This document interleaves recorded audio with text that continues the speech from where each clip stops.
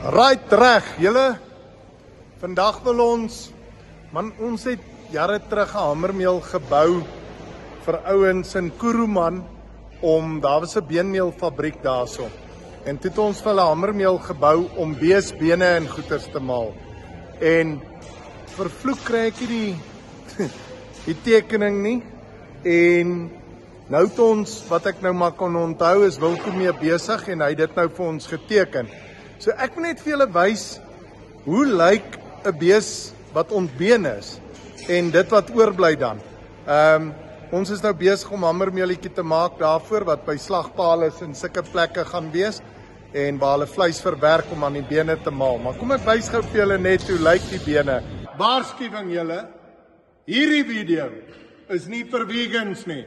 Hierdie video is net vir vleiseters want julle gaan groot stukke vleis en bene sien. Right reg. Right julle, hier het ons nou 'n been, 'n bees wat nie meer bene het nie. Dis nou ribbes en hierdie is die bladbeen. Hierdie is die helfte van 'n pelvis, daar's ook 'n pelvis.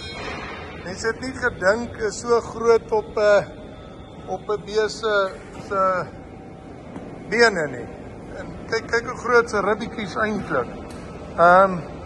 Julle ons is besig met die hamermeelietjie en dan gaan ons hamermeelietjie bou en dan gaan ons vir julle wys as ons hierdie bene met hom maal en dan gaan ons kyk wat kom uit.